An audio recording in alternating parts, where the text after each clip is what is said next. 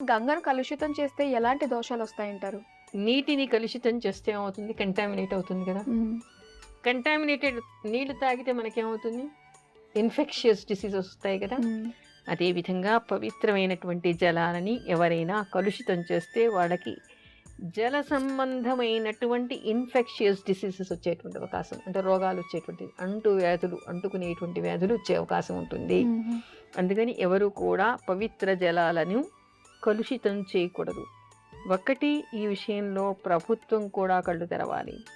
ఏ నదిలోకి కూడా వ్యర్థ పదార్థాలని కానీ లేదా డ్రైనేజ్ వాటర్ని కానీ పవిత్రమైనటువంటి నదీ జలాల్లోకి వదలకూడదు. వదిలితే దానికి సంబంధించినటువంటి అధికారులు ఎవరుంటారో, సంబంధిత నాయకులు ఎవరుంటారో ఆ దోషం వాడికి వర్తించే అవకాశం ఏర్పడుతుంది. హుహు. అంతే కదా! మరి ఎవరు పర్మిషన్ ఇస్తారో, ఎవరు నిర్లక్ష్యం చేస్తారో, ఎవరి ద్వారా ఎవరు అడ్డుకోకుంటే ఆ నీళ్ళు అందులో కలుస్తున్నాయో వాళ్ళు దానికి కారణం అవుతారు. హ్మ్. మరి వాళ్ళకి కూడా ఈ దోషం వచ్చేటువంటి అవకాశం ఏర్పడుతుంది.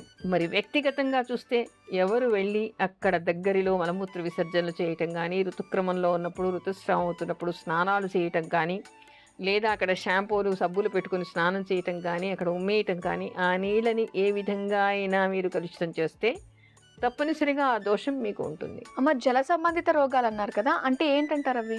మన శరీరంలో కూడా జలం ఉందనే విషయం మీకు తెలుసు. హ్మ్. ఆ జల సంబంధిత రోగాలు అంటే మనకి మూత్రకోశ వ్యాధులు, కిడ్నీ వ్యాధులు, ఆ తర్వాత కళ్ళల్లో కూడా మనకి గ్లకోమా, నీటి కాసులు అంటూ ఉంటారు. అలా గ్లకోమా, అక్యూస్ హ్యూమర్లో ప్రెషర్ పెరిగినప్పుడు గ్లకోమా వస్తూ ఉంటుంది. అందుకని ఆ గ్లకోమా లాంటివి కంటిలో రావటం కానీ, తర్వాత కఫం పేరుకొని ఈ ఊపిరితిత్తుల వ్యాధులు రావటం కానీ, హ్మ్. ఆస్మా వ్యాధి రావటం కానీ, గుండెలో నీరు నిండుకోవడం కానీ, శరీరంలో కొన్ని భాగాల్లో నీరు అక్యుమిలేట్ అయ్యి వాపులు వస్తూ ఉంటాయి. అలాంటి వాపులు రావటం కానీ, మెదడులో నీరు నిండుకోవడం కానీ, హ్మ్. ఇలాంటి వ్యాధులు వచ్చేటువంటి అవకాశం ఉంటుంది. అలాగే ఏ గ్రహాల వలన ఇలా జల రోగాలు రావచ్చంటారు? మనకి జలగ్రహాలు 2. హ్మ్. ఒకటి ప్రధానంగా చెప్పుకునేటువంటిది చంద్రుడు, ఇంకొకటి శుక్రుడు. హుహు. ఈ 2 గ్రహాల వలన కూడా మనకి జల రోగాలు వచ్చేటువంటి అవకాశం ఎవరి జాతకంలో అయినా చంద్రుడు, శుక్రుడు జలస్థానాల్లో పాపగ్రహాలతో కానీ, పాపగ్రహాలైన అంటే ముఖ్యంగా రాహుతో కానీ, శనితో కానీ ఇలాంటి వాటితో కలిసి ఉండి రోగస్థాన సంబంధాలు ఏర్పడినప్పుడు వాళ్ళకి ఏ స్థానంలో ఆ గ్రహాలు ఉంటాయో అక్కడ ఆ శరీరంలోని ఆ భాగానికి జలరోగం వచ్చే అవకాశం ఏర్పడుతుంది. అమ్మ, జల రోగాలు ఉన్నప్పుడు ఏ గ్రహాలకు శాంతులు చేయించుకోవాలంటారు? ఇక్కడ గ్రహాలకి శాంతులు అంటే కేవలం జలగ్రహాలే కాదు కదా.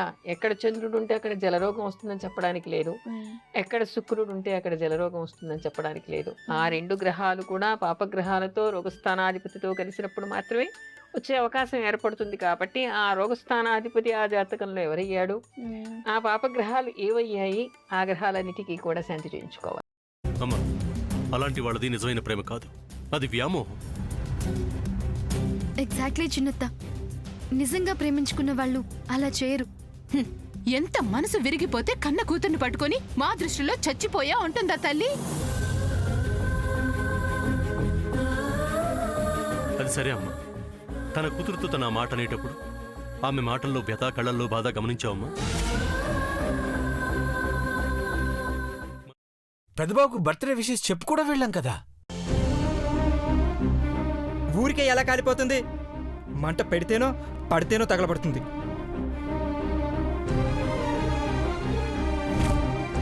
కరెక్ట్ చిన్నబాబు, నీకొచ్చినట్టే నాకు డౌట్ వచ్చింది. పార్వతే షర్టును తగలబెట్టిందనుకుంటా.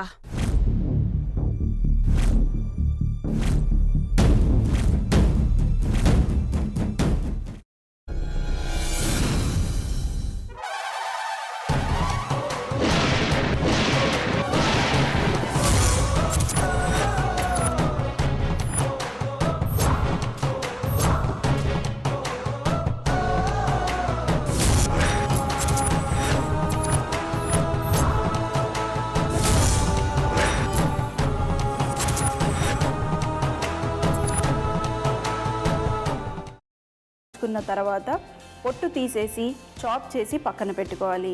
ఒక ప్యాన్లో కొద్దిగా నూనె వేడి చేసి అందులో ఆవాలు, మినప్పప్పు, శనగపప్పు, కరివేపాకు, సన్నగా తరిగి పెట్టుకున్న ఉల్లిపాయలు వేసుకుని 1 నిమిషం పాటు వేయించుకోవాలి. ఆ తర్వాత కాల్చి కట్ చేసి పెట్టుకున్న వంకాయని కూడా అందులో వేసుకుని బాగా మిక్స్ చేసి బౌల్లోకి ట్రాన్స్ఫర్ చేసుకుని అందులో తగినంత చిక్కటి పెరుగు లేదా పల్చటి పెరుగు వేసుకుని మిక్స్ చేసి అన్నంతో కానివ్వండి, చపాతీతో కానివ్వండి సర్వ్ చేసినా చాలా బాగుంటుంది.